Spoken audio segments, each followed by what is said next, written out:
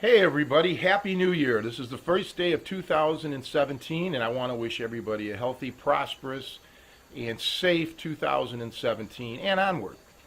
The other day on my Facebook video, I touched upon the crime statistics in Chicago.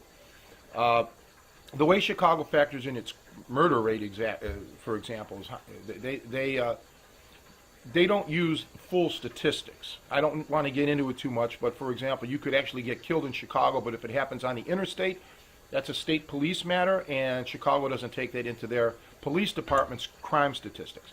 However, here are the actual crime statistics regarding murders, or homicides, I should say. Not all homicides are murders, but there were 795 homicides in Chicago this year.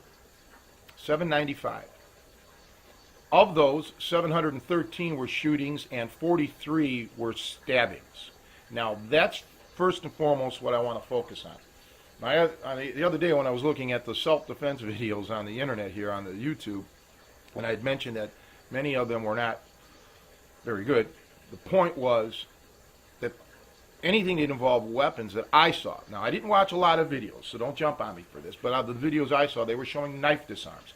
Well, you can see that there is knifings are way down on the list compared to shootings, okay? And you need to use this knowledge and perhaps alter your training to something a little more to the point.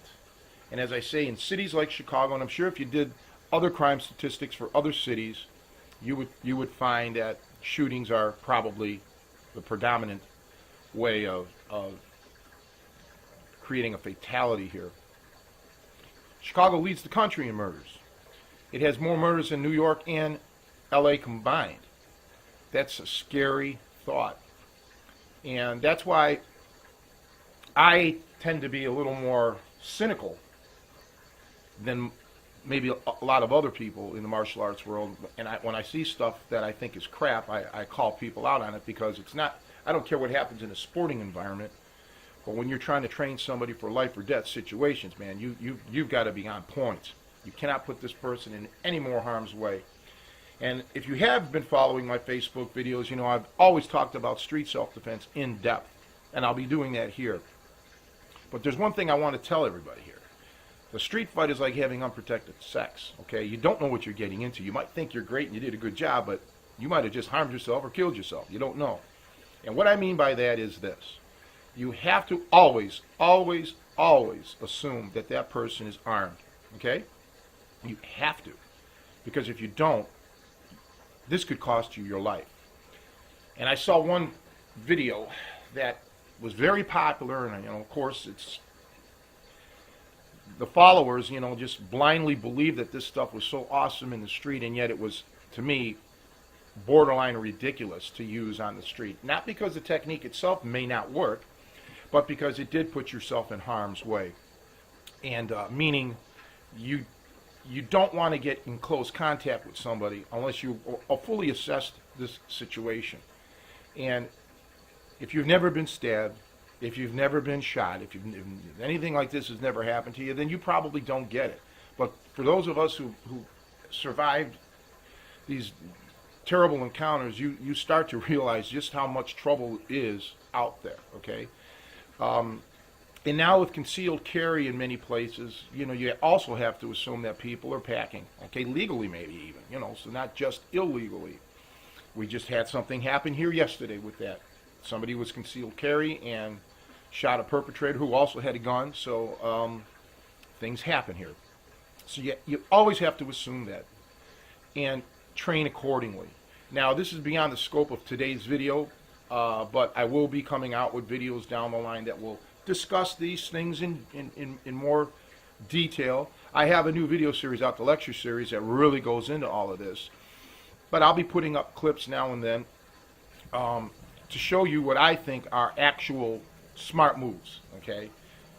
A lot of you guys aren't going to like it. It's going to go against the popular trend, but most of these guys that are teaching these techniques have not really been in a serious altercation. And again, I'm not talking about some guy pushing you, safety kind of thing. I'm talking about violence, where this person he wants to kill you, all right? And there's one other thing I want to talk about. I read some of the comments, and one comment was startling to me that somebody posted. I'm paraphrasing, but most people that are going to fight you in the streets aren't skilled. They don't practice martial arts or something to that effect. And while that may be true, that's almost circular logic there because they are experienced. Okay, they're experienced in their own world, in their own realm. These people have no qualms about killing you, about harming you, about perhaps if you're a lady raping you. Okay, no qualms about that at all. So I would venture to say that they're far more experienced in what they're doing than what you are. Training is great. All the martial arts training or whatever style you're in is fine. But again, stop with the diminishing the opponent like, he's nothing. Don't worry about it. I train every day. I'm impervious. You're not. Okay? You'll be a mark. They don't care who you are. They don't care if you got cauliflower ears, if you're 7 foot tall. If they want you, they're going to go and get you. Okay? There's no such thing as, you're not going to psych out somebody like that. So you're going to have to deal with that harsh reality. And again, we'll get into this more about the mindset. If you can't wait, you can purchase either my Snap Note Tap, I discuss this, the lecture series, I get into the psychology of it. And really, it's more about psychology for yourself. You can't really worry about the opponent. You got to worry about your own head. So anyway, we'll be getting into all of this coming up in 2017. So I just want to say thanks. Have a good one.